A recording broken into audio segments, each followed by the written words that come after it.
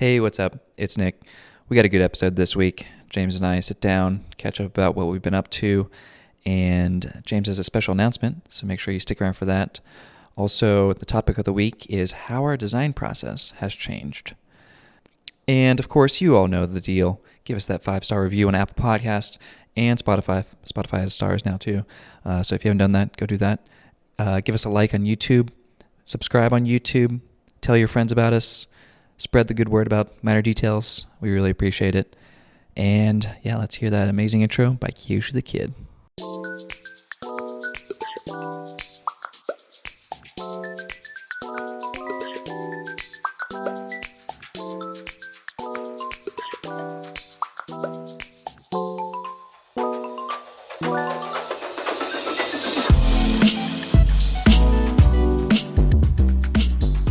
Hey, welcome to Minor Details. I'm Nick. And I'm James. And we're two designers in the big city. Sweating the small stuff. Got the radiator on hot today. We're dripping in here.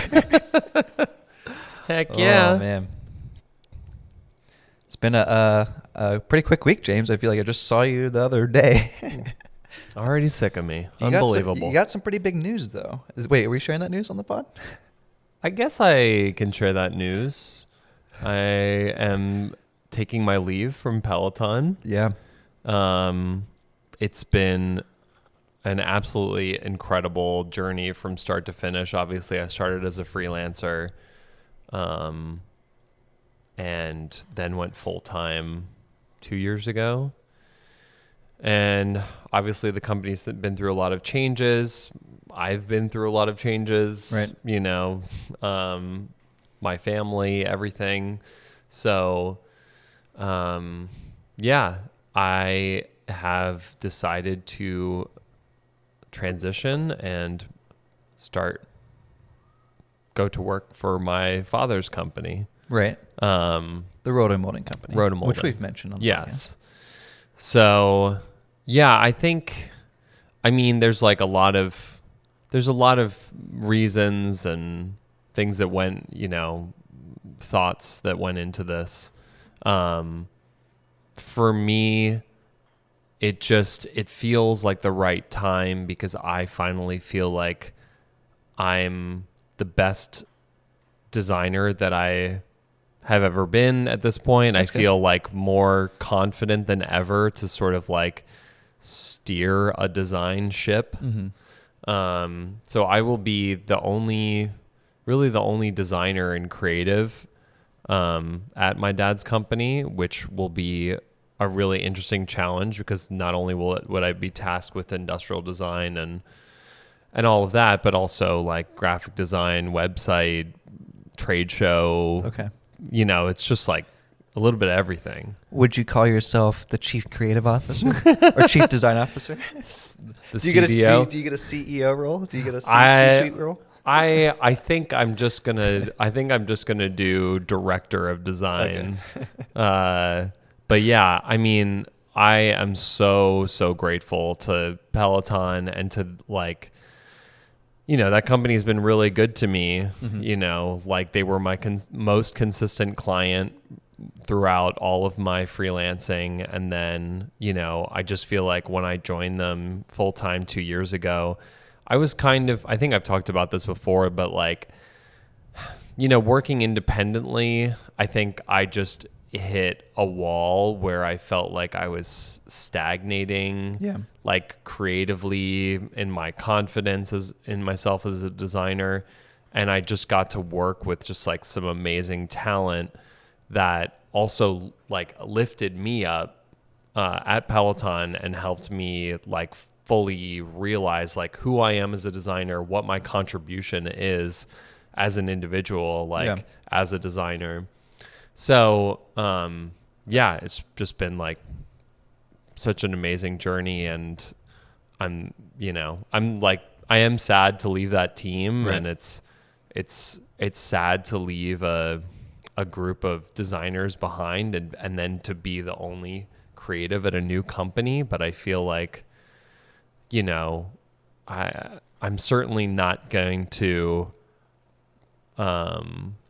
lose touch with all the designers that I've met, like I want to stay up to speed with like the scene of design and everything. Yeah. And also just like, I don't know, probably ask a lot of designers from my past to like come and rip apart my work because otherwise, you know, I'm not going to have that, like, you know, I need to like maintain like the mentorships where I can. Yeah.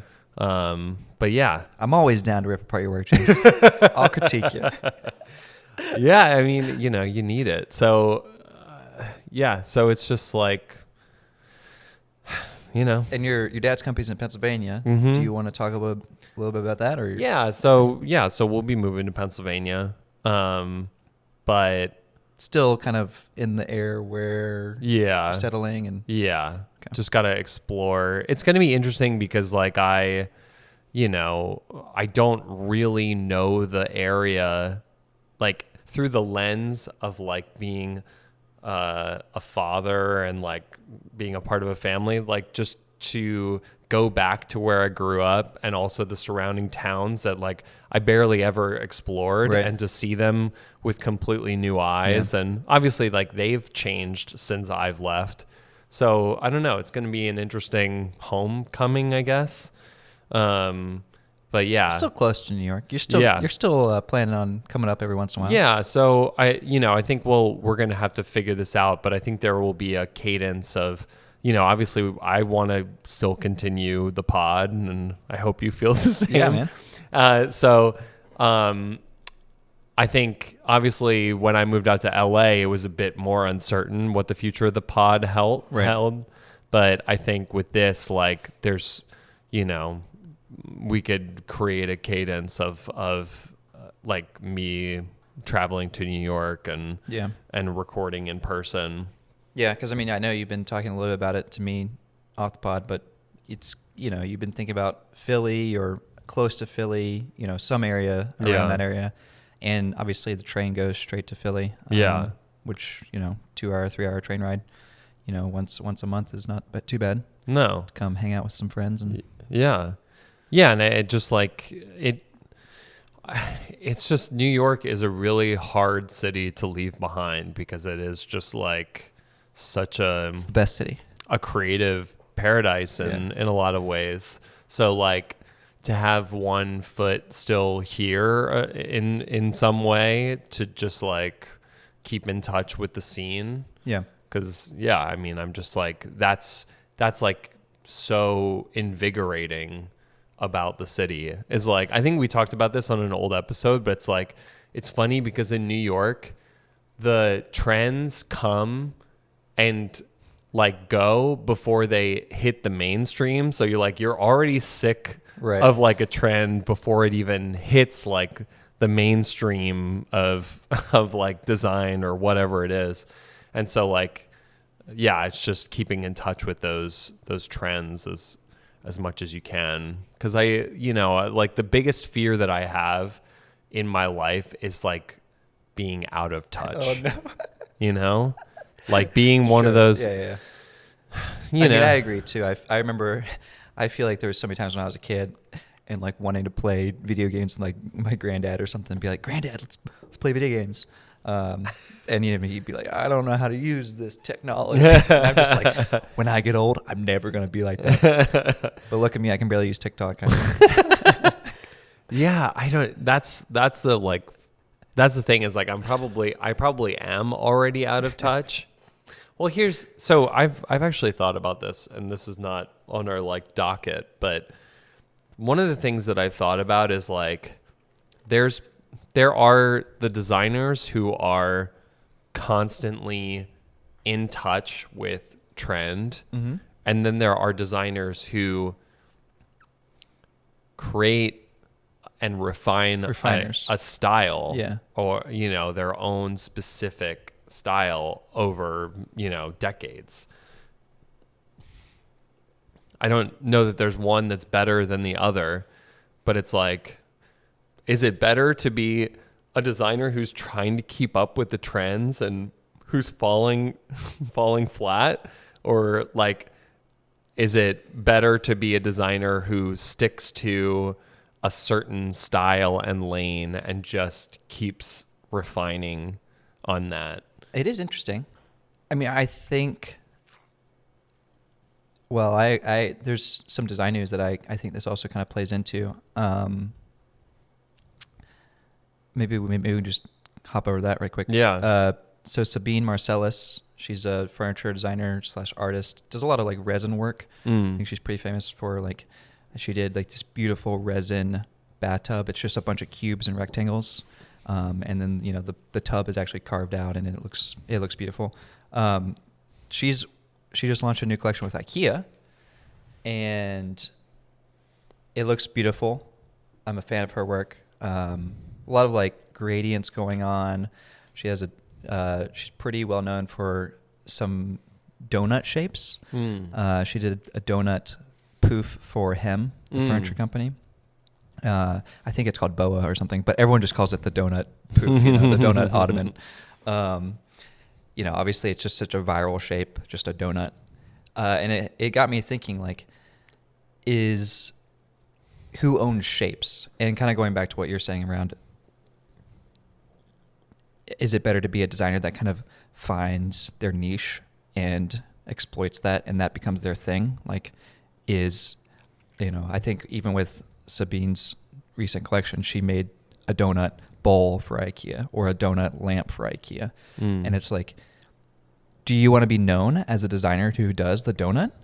Or do you want to be known as, like, I think about recently, I've been seeing a lot of Ross Lovegrove commentary where he's just going off about AI. You know, he's just been full AI pilled, just straight down the rabbit hole. He's just been posting AI stuff. I think he posted something the other day that was like, designers need to be using AI. If you're not using AI, you know, you're done for. You should. And the comment thread was just full of it. Yeah. I don't know. I don't know. I do agree. I think there's maybe a path for both avenues, because I do think you do need to refine trends and ideas. You know, because if you just are always on to the next biggest thing, you know, it's hard to it's hard to build off of a quick, you know, technology, you know, trend or whatever, whether it's AI or VR or whatever it is. So there does need to be some people that sit down and say, all right, this is going to be my thing. You know, the donut's going to be my thing, or the VR is going to be my thing. Yeah. I don't know. It's a good question. Because I feel like, you know, I have a tremendous respect for somebody like Mark Newson, but I feel like his aesthetic is like the same, but it's been refined over, you know, the course of his career. Yeah. But I still think it's like, it's beautiful, like what he produces, like through his aesthetic framework. Yeah. And I wonder if it's more, I wonder if the secret is about your sort of like manifesto or like your sort of like driving force, rather than like, I'm just going to pick and choose like trend here and there. It's like, why are you using that trend? Like, what is the purpose of using that for, instead of just like using it without that lens of like, how does this fit into my overall ethos? I think that's a good point. I mean, I definitely feel that way with my work as well. I feel like you need to have that driving force behind the shape or the trend or whatever you're working on. Because if you don't, then you're just going to be, you know, another designer making another shape. Yeah. And that's where, like, with AI, I think even there, if you're an individual designer who's utilizing AI, like if you're not filtering it through some sort of lens, then like your work is not, I don't think it's going to be impactful, like, you know, like portfolio wide. Right. It's not going to be impactful. Because there's nothing like driving the decisions and the choices. Yeah. I like that framework a lot for AI specifically. I mean, we've talked about it at length, but it is interesting, Ross Lovegrove, because I feel like a lot of the stuff that I see, like not all of it, but a lot of AI generated stuff just feels like Lovegrovian.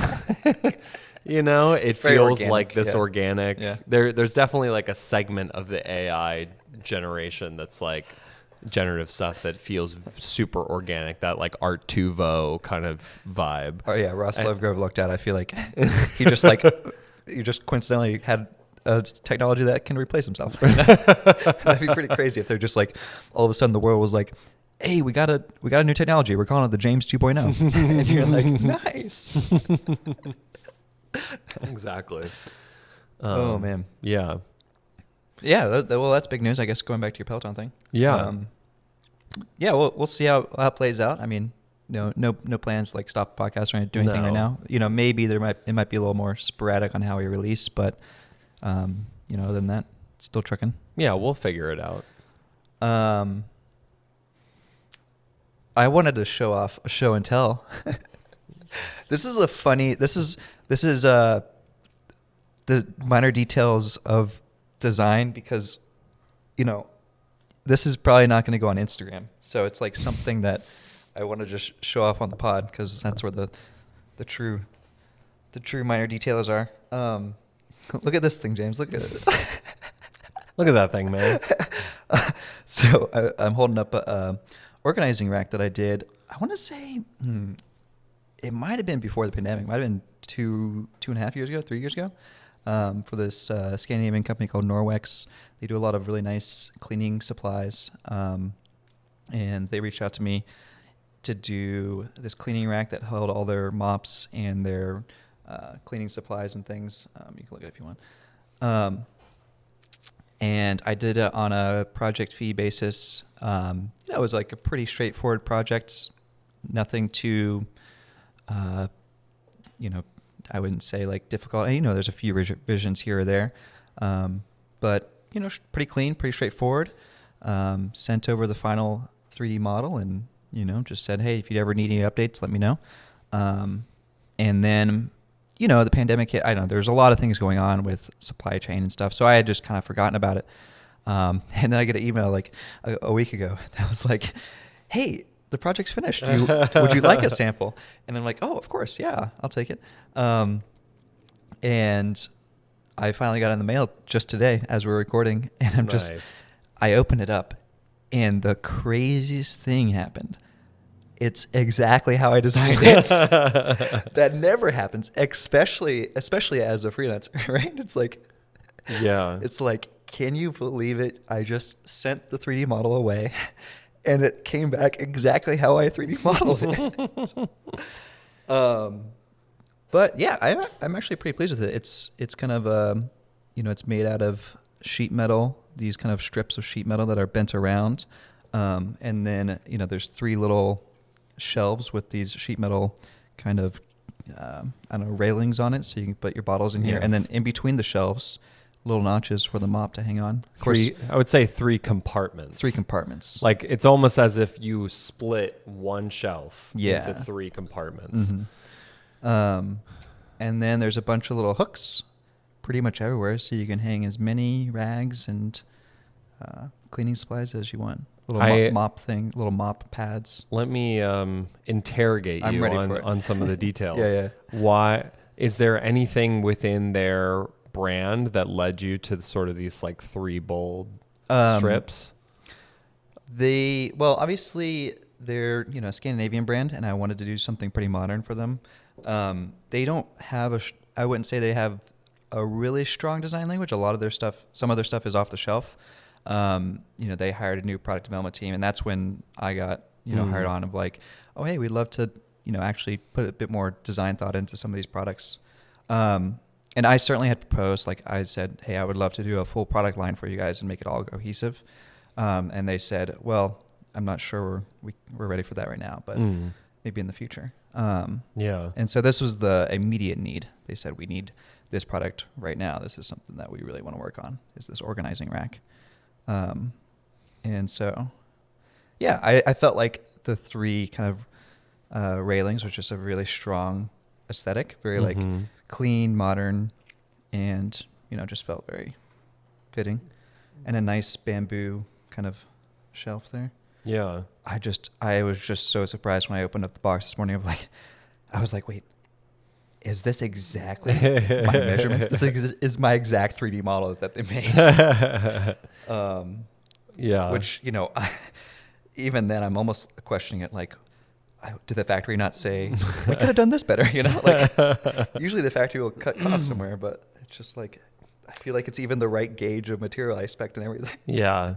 Well, I feel like with wood and sheet metal, like, I feel like a designer could and can theoretically like do a lot of that themselves. Like there's not a lot that's like mysterious about those, like bent strips of sheet metal, like a CNC piece of wood.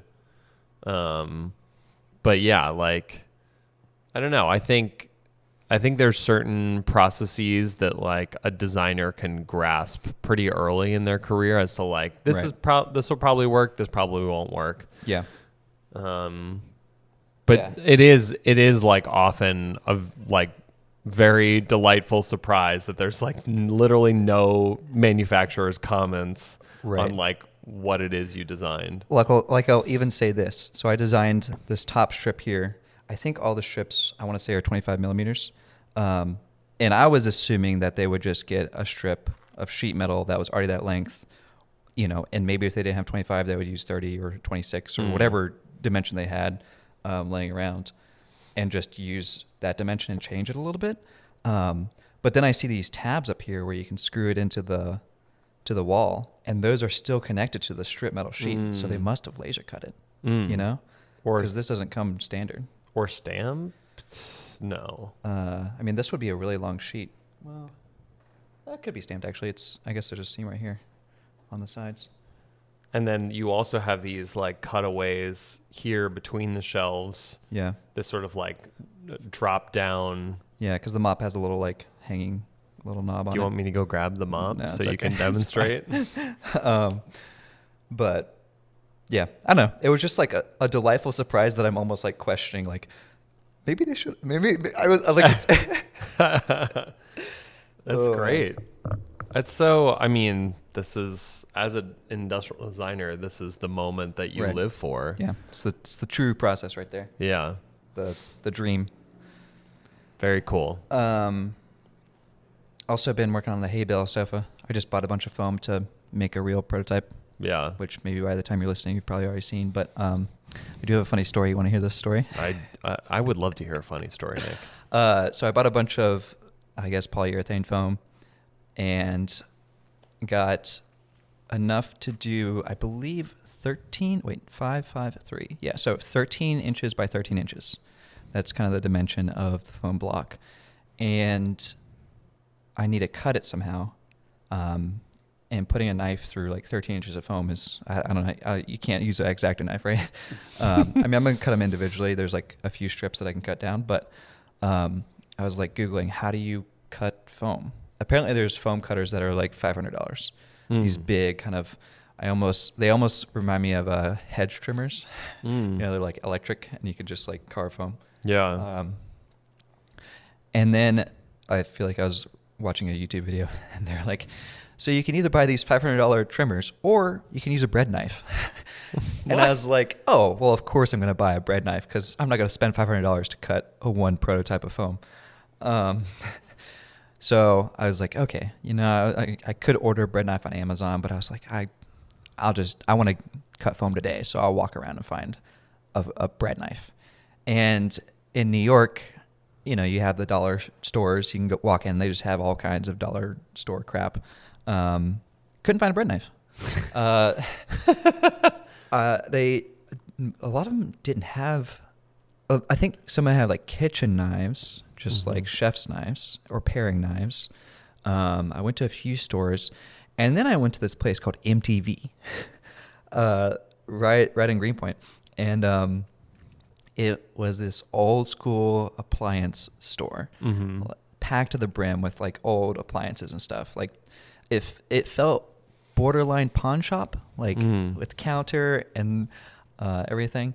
And I walk in, and this guy is completely bald, except he has a little like toupee. I don't know. What is a toupee?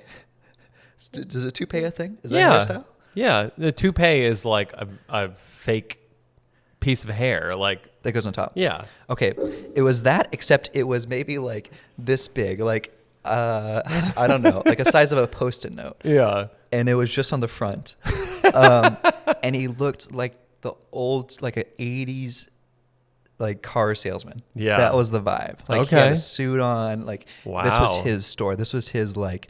In livelihood. I think he was probably Polish. That's the neighborhood that we're in. And it was just like such a vibe. And so I walk in and I'm like, hey, I'm looking for a bread knife. Do you guys have anything? And so he walks around the store. Of course, everything's just stacked piled high in New York. And finally digs through some boxes, finds this whole set of knives. And I'm like, oh, I'm sorry. I just need one knife. I don't want to buy a whole set of kitchen knives. Yeah. There was a bread knife in it. And he's like, oh, no, I'll just open it up and sell you one. And I'm just like, this is the classic New York experience. So, yeah, he said like $7, and I gave him $7 cash. He ripped open the box, gave me the bread knife. I about walked out with the bread knife on the street, and he's like, wait, let me put it in a bag for you so you don't look like a psychopath. Have you tried it? Yeah, it works great. I did a test cut. I haven't cut the actual foam yet. Yeah. But I'm sure by the time you're listening to this, I will have. Yeah, I know that's my updates. I'm trying to think if there's other things going on. The magic of New York. Yeah, it's those moments that's just like, wow. You're walking out of that store of like, I could have bought this on Amazon, but now I have a great story. Yeah, So yeah, let's see.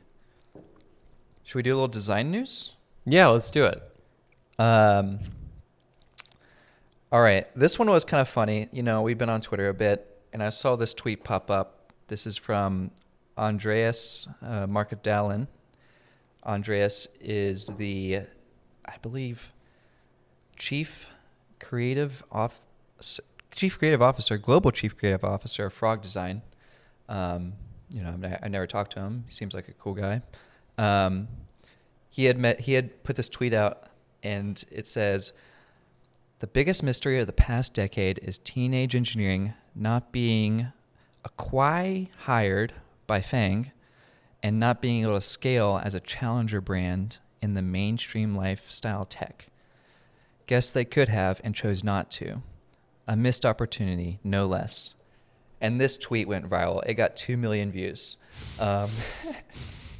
which, I'm not here to throw shade at Andreas. I understand his sentiment of we all love teenage engineering and want and wish their products were everywhere. Yeah. But a lot of people took that as like Andreas wanted teenage engineering to kind of sell out and like be as big as Apple or sell to a big FANG company. But what is a FANG? Well, this is a terrible acronym. I wish they would change it. FANG is Facebook, Apple, Amazon, Netflix, Google. I feel like half of obviously Facebook's now called Meta. Google's technically Alphabet. Netflix, I wouldn't even consider like a relevant, in those. It's hardware not a big player. It's not a big tech company. Does Netflix have any hardware? I don't know. I'm sure they've probably dabbled in some development stage. Yeah. I feel like there's a lot of TV companies that have a Netflix button on their remote, but that's like the extent that Netflix has any hardware. I guess I think of like, what's the thing you plug into Google Play or like Roku? Right. I don't know if Netflix ever did something like that. I don't think so. Obviously Spotify has one piece of hardware, strangely enough. Oh, the car player thing. Yeah. Yeah, I feel like I've seen people, because that was free. Could you get one for free? Can you? Or maybe it was like $10 or something. It was really cheap. Yeah. I think they kind of did the same plan because you could get like a Google Home for free. Oh, right? Huh. I don't know. I can't remember. But Yeah, I think this tweet was funny because, one, it spurred this, Twitter's famous for, people just hopping on any like small mistake. But, it made people think like, why isn't Teenage Engineering a more mainstream brand? And it made me think about the aesthetic. Like, I wonder if their aesthetic is not mainstreamable. It's such this boxy look, and it's more of a utilitarian, futuristic look that doesn't appeal to the masses as much. Yeah. I mean, I think all industrial designers love Teenage Engineering, probably for the reason that it's like, obviously we all love the aesthetic, but we also love the fact that it's our indie rock brand or something and the sort of like unpredictability of what they're going to work on next is really exciting. Like the people that they're going to partner with, the other small companies, it just, I mean, to me, funny enough, like it almost feels like Frog in the early days of like working with Apple at the time that Frog did. I mean, I guess they were gaining steam, but they were kind of a startup at that point. It's like, and so Teenage Engineering, they are aiding smaller companies. I mean, they're also doing stuff with like IKEA. Mm-hmm. Yeah, they did the speaker collection, which was definitely more mass. I mean, it was hard to find those speakers. I think I went to IKEA like 4 times. Yeah. I have the full set of that whole collection. Really? Yeah. And someone told me recently that stuff is, super going for really high, selling for really high on eBay now. Yeah. But it's like, I don't know, is Teenage Engineering like, I feel like they have sort of gotten mainstreamed in some ways. I mean, like, Kanye West dropped their name in an interview, and he was working on that, the stem player. Yeah. And eventually went over to Kano. Kano's also doing cool things. Yeah. I will say my response to Andreas, because I've been tweeting too, I had a response of Teenage Engineering feels like Steve's Apple era, and I think that's kind of what you're getting at. Yeah. It's this new exciting? It's like, I want to say the most, if not one of the most exciting brands, tech brands in for tech sure, yeah, right now. And so I think that's also why a lot of people took up some beef with this tweet of like, we don't want Teenage Engineering to get acquired. We want it to be the cool underdog. Right. We don't want it to be mainstream. Yeah. There was also a note too. I think the founders of Teenage Engineering had worked on a pretty well-known brand. I forget what it was before Teenage Engineering had done the kind of growth startup lifestyle of grow fast, sell the company. And so with Teenage Engineering, they did not want to do that. And I think even in some manifesto or blog or interview, they're talking about, Teenage Engineering is not a growth company. Right. We're not taking on, millions of dollars of investing, startup money to just grow the company and then sell. It's much more of a, company to create beautiful objects around a, lifestyle. Yeah.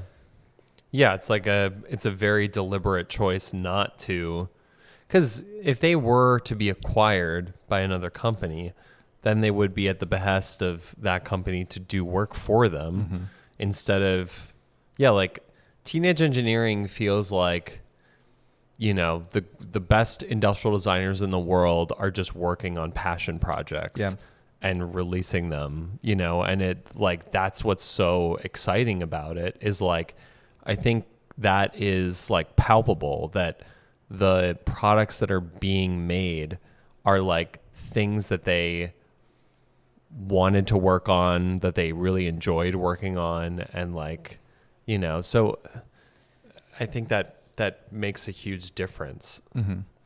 Yeah, I think it's just something that doesn't get discussed a lot or enough. And maybe in my opinion, it's like a lot of people, I guess, in the entrepreneur space, it feels like the path is, have a great idea, get millions of dollars in funding, sell your business. I just don't think the lifestyle business is talked about as much, where it's, hey, maybe you don't need funding. Maybe you start small, grow a little bit, and maintain control. And I also, I think in my tweet, I had also mentioned, like, I don't think teenage engineering could get to where they are, with funding. They wouldn't have control. I think the benefit of not giving away your company is that you maintain creative control over every single detail. Yeah. And there's no compromises. Everything is thought through. If you want to spend an extra couple months to work on, a detail to get it right, you're not pressured by, VCs or whatever to get it out there quick. Yeah. So, I mean, the only compromise and sort of constraint that they have is, like, I would say in the beginning was just starting out, and like what did they have access to, like, in terms of resources? Yeah. I don't know. Yeah. And that was also part of what I was saying too. It's like, it takes time to do it that way. It's going to be a much longer process. Right. I know I've seen Jeff Sheldon, the founder of UgMonk, like, kind of talk about this, that there are so many companies that just, like, go for broke. Like, they just, they do the VC startup thing, and it's just like his approach with UgMonk has been just like slow and steady and sustainable, of just like, just, and I like very much admire the company that he's built, because it seems like, he has a lot of creative control, and like it's his vision, and it's just like, what's the project that he's interested in pursuing next? And like, he doesn't have, it's just like things, a startup can get bloated so easily, and you just look around the room and you're like, what do all these people do? And like, are they really adding to what this company is and what it could be? And I don't know. I mean, I'll also say, like, obviously building and running a startup is no easy feat either. No, it's just different. It's different. I do think I am interested to see the future of businesses, like startup businesses, especially in the design field, in the next 5 years or so. I feel like now that, in the past 5 years, pre-pandemic and then kind of during pandemic, we obviously saw a ton of, money sloshing around where people could just get funded left and right for whatever startup idea they had. That seems to have dried up. So it'll be interesting to see if there's maybe a return to this, slow build, more control, just being more diligent, and I don't know, cutting some of the slack out. Yeah. Well, we're in the middle of I think I said this in a previous podcast, what Scott Galloway calls the Patagonia vest recession. Yeah. Of like, I mean, a lot of tech companies did have just a ton of bloat in terms of the amount of employees that they hired. Right. And a lot of people got laid off, which I think is going to be interesting, because who of those employees is going to be starting a new company? Yeah. Like that kind of mass layoff, I think, like, could potentially lead to, like, be the start of the next wave. Yeah, because there's probably a handful of those people who have, worked in tech for a long time, have a good chunk of cash to kind of start their own passion project. Mm-hmm. So maybe we'll see more of those kind of lifestyle brands that just grow slow and more considered. Yeah. Got a good topic of the week here. Yeah. Should we start off with the tweet that maybe spurred it?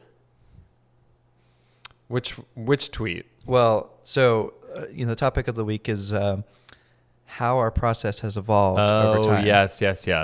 And obviously this is something we've talked about a good bit, but I think it's a funny thing because obviously I feel like a lot's happened in the past year or so, just in terms of design processes and stuff.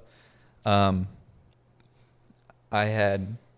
was doing a presentation the other day over Zoom, as I feel like most people do nowadays, do a lot of video calls. Even if you have a full-time job, you're probably, maybe working part-time on occasion or traveling. And presenting design refinements, new proposals for different details.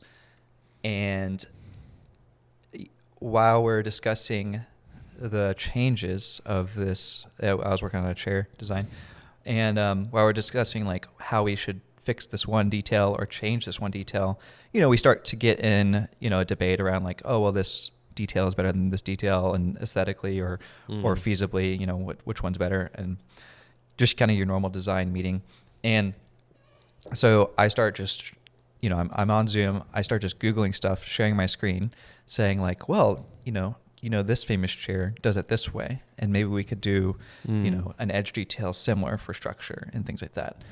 So I just start like, screenshotting images, dragging it into Google Slides, during the meeting while we're talking. Yeah. And I get out like the pen tool in Google Slides and start like drawing lines on the images. Or like I take the image and I crop half of it and then put another image underneath. So it's like combining mix and mash, mashing two images together. And it got me thinking about this idea of when we were in school, we were taught to sketch quickly and confidently with pen. There's many reasons for that, but one of the reasons was so that if you're ever in a meeting, you can get up on the whiteboard and sketch out a concept in front of everybody or sketch out a solution. Yeah. And it was such this funny realization of that scenario rarely ever happens nowadays. And the scenario that just happened with Google Slides would be the more common scenario.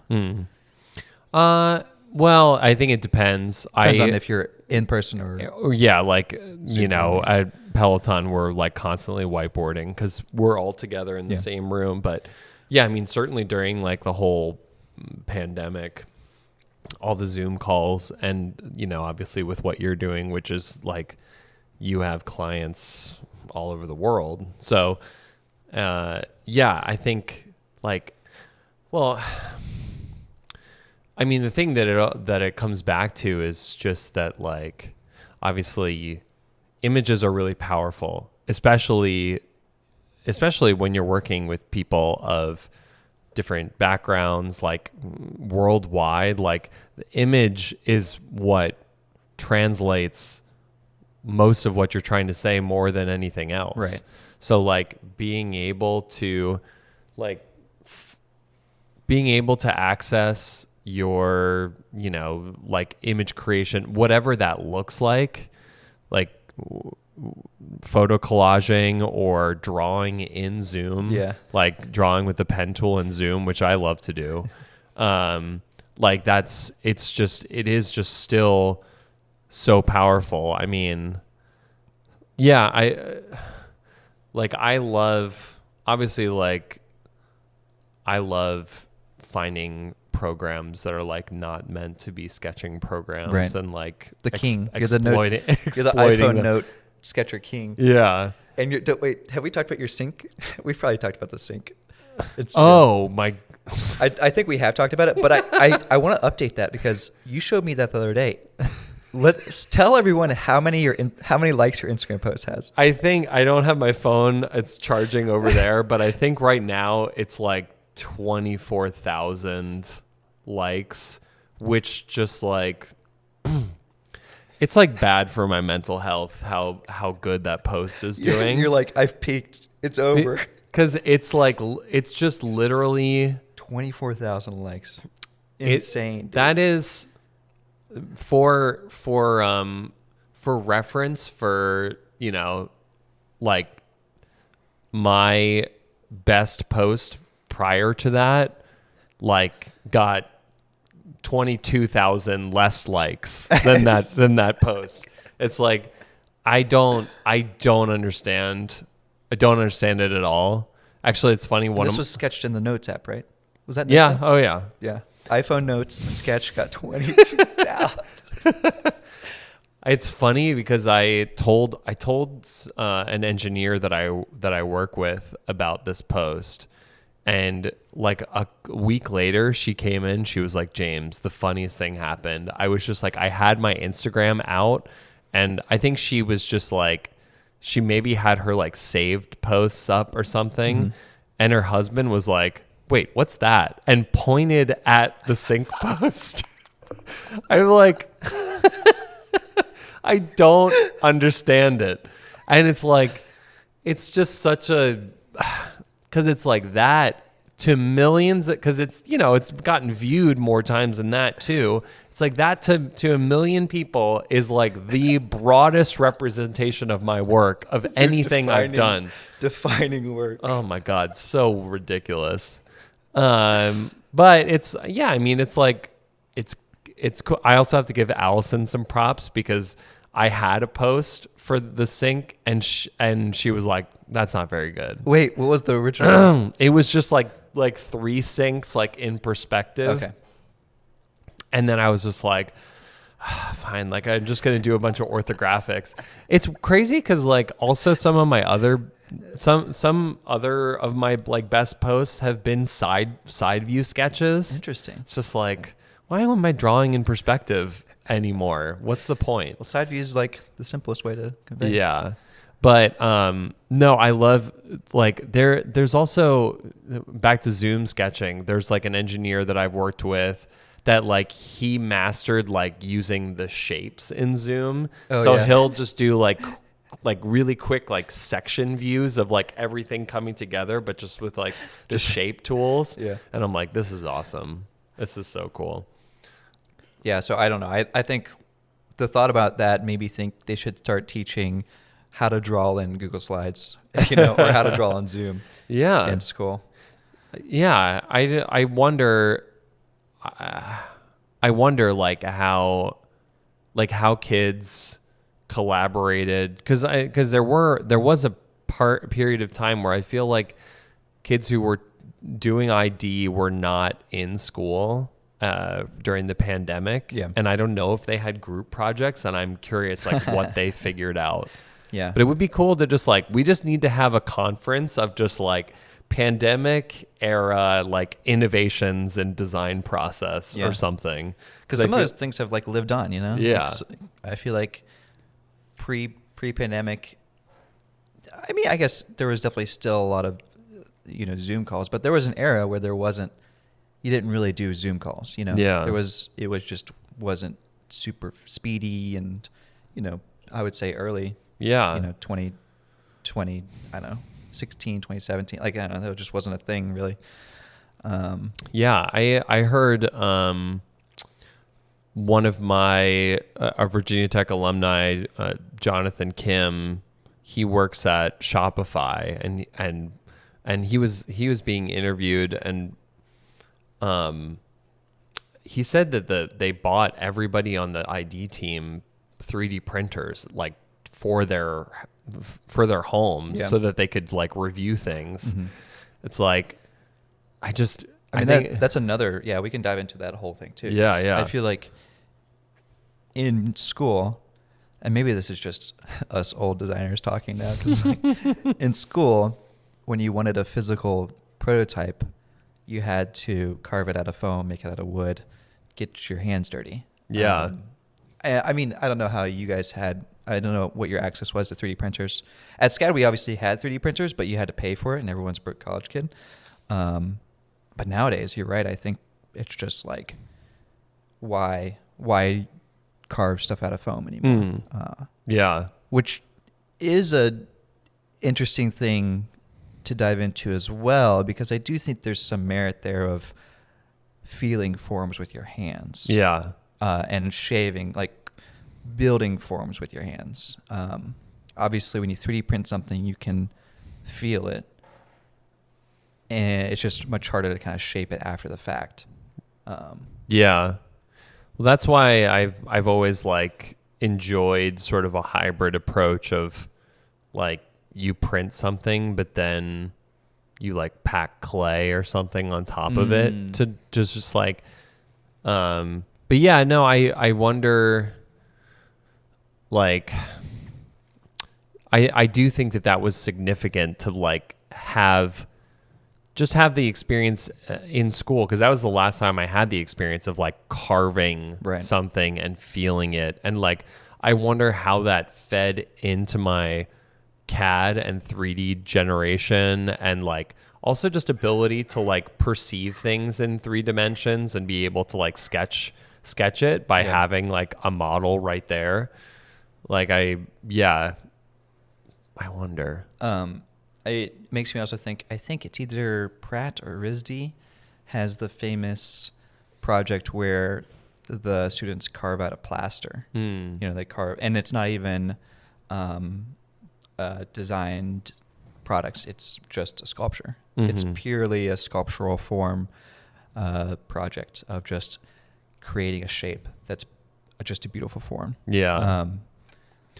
But I guess in my thinking about this topic, like, aside from the tools, what about your process do you think has changed since school? Well, the one thing that's been huge for me recently is understanding story. And the funny thing is that in school, it was a big point that professors would make a lot of times. Like, they would always tell us, like, hey, tell us a story. Yeah. You should be a storyteller as a designer. And being a fresh, design kid, looking on layman, I don't even know if we had layman-ish, to be honest. We had Core 77. Yeah. And just being like, well, I just want to make a cool thing. I just want to make something that looks cool. Which definitely was like pretty much the thought process for a lot of my work at the beginning. Obviously, I think it looks cool, and the interaction, the playfulness, the familiarity. There was kind of a lot of that going into my work. But now I feel, as I've kind of matured as a designer, I understand the story side a lot more. I understand what the professors were getting at. And I think, I can't remember if we talked about it. I'm sure we did, but I was talking to someone on the Discord or talking about the story aspect. And I was starting to ask, I think a designer had submitted a design, and I was like, well, what's the story? What's the concept? And it's kind of spurred this conversation around, what is a design story? Is it okay to come up with a story after you do the design? Is it fake to do that? And I think it's completely fine to design something cool and then come up with a story around it. I think a lot of times there's also this taboo thing of, I want to say there should be a name for this, but maybe I want to call it like back sketching, where you come up with the idea, like really rough, and just do thumbnails and 3D print it, and then you go back after you come up with the idea and sketch it. Right. Totally. And I think it feels a little bit like taboo and fake to do that, but thinking about it from a story perspective, I think it's perfectly fine to say, hey, I was working on this idea, it just kind of came to me, and I almost want to say the hay bale stuff was kind of like that, where I was working on this idea, thinking about modularity. It kind of formed together. I was like, oh, I like straps. I could strap a bunch of foams together, a bunch of foam blocks together. And then it kind of came to me, the story of, oh, it kind of feels like, you could make, it kind of reminds me of hay bales, because hay bales have twine that kind of bunch up a bunch of hay. And then I can even build out that more. It has even a personal story to it, because we had a family farm growing up, and we'd always visit, and we'd play in the hayloft as, with me and my cousins and everything. So I really built out the story after that. It wasn't like, I was sitting there thinking, reminiscing about my childhood and saying, oh, hay bales, that could be cool. Let me design something from hay bales. I don't know. I think that's something that's changed about my process a lot. It's just telling that story, and understanding the value of that we were taught in school, but I think me and most of my peers were just like, yeah, whatever. Let's just design something cool, Yeah. I think there's definitely this. Did you have, well, I mean, I don't know if you wanted to respond to the story aspect. Yeah. No, I definitely, that's like been something that I have been working on a lot. I want to say you're the story king, to be honest. I feel like you were a big influence on me in terms of story. I feel like a lot of stuff we worked on with Control Labs, you were very story driven about it, where I was like just kind of detailed, let's make a cool thing. But seeing you work on that stuff and saying, well, this detail means this thing, and it doesn't even have to be anything like kind of what we're saying. It doesn't have to be like we did the detail because of the story. It's we designed a cool detail. Let's build a story around it. Yeah. I don't think it matters when, like, if you have the story first or you come to the story later. I think, I was always sort of searching for the story and at times feeling like, because when I went to school, like the style of education that I got was very like research heavy, of like you do your research to arrive at the problem to solve, and then you solve it. So it was very like linear, like mathematical, like you did this to get to here, to get to this, to get to here. And like it wasn't until later on in school that I really was like really getting into aesthetics. Like I was always interested in them, but I then became like really passionate about aesthetics because I don't know. I feel like people get really cringy about aesthetics, like some, or some people do. And how so? Like it's just kind of vapid. Is that what you're saying? Yeah. Okay. I think it can be seen as vapid. I think like people think that what you're doing needs to do these things Save the world. before it's beautiful. I got the vibe. And I think like if designers had like what's the doctor's oath that they take? Hippocratic oath. Yeah. Do no harm. Yeah. Designers, I mean, sure, do no harm, but I also think like do no ugly. Like it's I think like there's such a bold statement, James. I don't know if I would take that Hippocratic oath. there's something so powerful about aesthetics and especially when like in my mind, when aesthetics are grounded into some sort of like narrative. Yeah. Like, and so, yeah.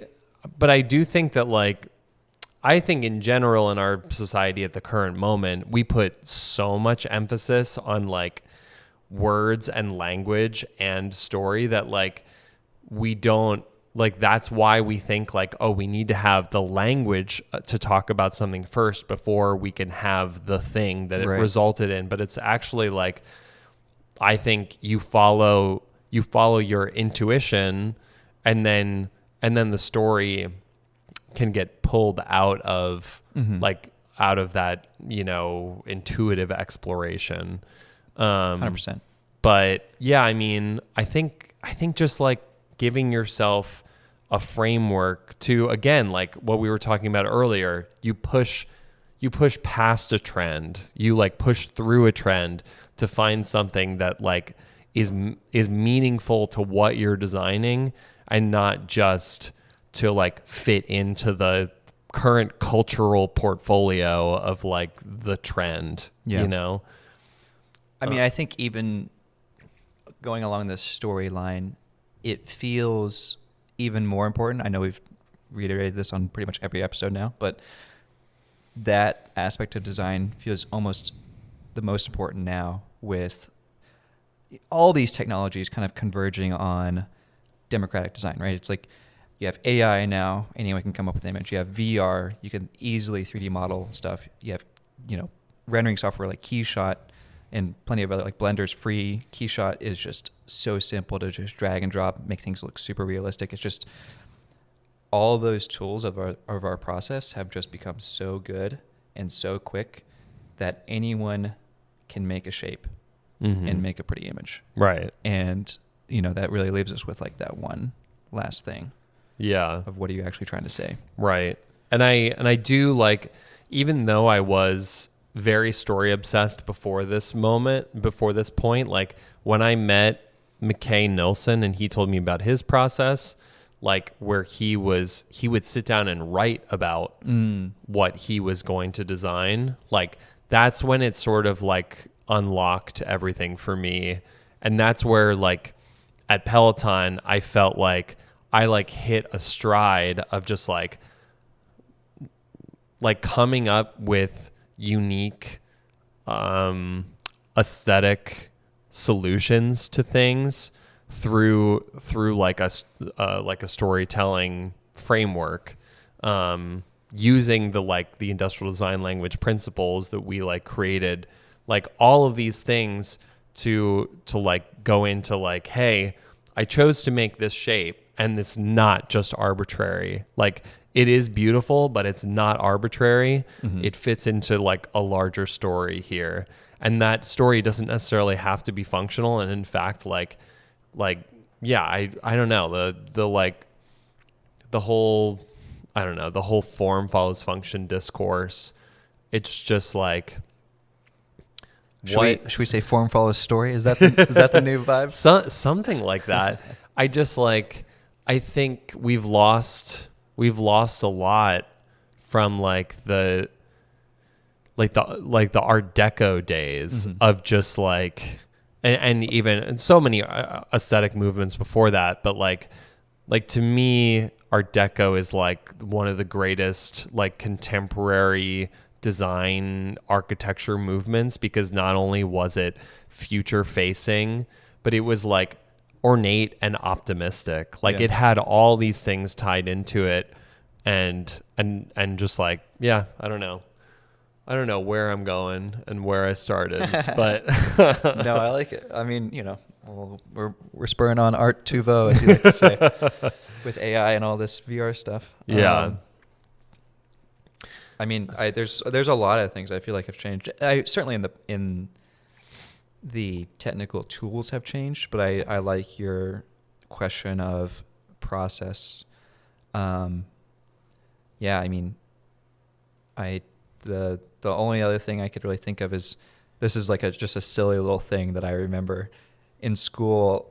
I remember this kid wanted to do ski goggles, and he wanted to have like the fuzzy foam that like wrapped around your eyes in his rendering, KeyShot rendering. And the professor was like, oh, KeyShot can't do that. Nobody can do that. That's impossible to do. You can't add foam in KeyShot, or fuzz in KeyShot. And look at us now. Look at us now. They got all the tools. So just, I feel like the maybe the last statement of this episode is just like, where will we be in another 5 years, in terms of our process? Yeah. I mean, it's hard to predict, but yeah, it's interesting. I just like, I think that when you're in school, oftentimes the projects and the prompts are almost like as if you are like a startup, like you're coming up with like your pitch and your thing, like, and it's almost like very entrepreneurial in a way, but like really the projects that will translate the most to like what people are going to end up doing is like here are the project requirements, here's what you're designing. Like that's most of what people end up having to do professionally, is like you're not going to your superiors telling them like, here's the problem that we're going to solve. Right. Yeah. It's very different. And so like, I feel like you have to mold your process around that. And that may be like sort of foreign to some students, is that like, yeah, a lot of things are defined for you. And then how do you find, I don't know, how do you find the story within that? Yeah, I guess. That was good. Yeah, let us, if you I think it was a bit scatterbrained, but well, it was good. No, I was really into this episode, but it's so funny, like how you can, like, I feel like sometimes we have totally different perceptions about sometimes like we'll end how an episode goes, and you'll be like, "Oh, that was a great episode." I'm like, "Yeah, it was fun," and then vice versa. I also feel like every time I listen back to the recording, I'm like, "Oh, that wasn't too bad." Yeah, it always feels worse, after you finish recording, and then when you listen back, it's like, it's not bad. Oh God, if they were as incoherent as like they are in my mind, I'd be like, I'm going to Pennsylvania and I'm never coming back to New York. Just going into the woods. If you all have any insights or thoughts around how your process has evolved over the many years or the several years that you've been a designer, let us know. Email us at myrdetailspodcast@gmail.com. Also, if you have any design questions, you can email us as well. I think we're going to start doing question episodes. Maybe we'll see if we can curate a bunch of questions and just do a full episode of questions. So if you want to be included in that, send in a question. And yeah, I think that's it. As always, I'm Nick. I'm James. Peace. Later.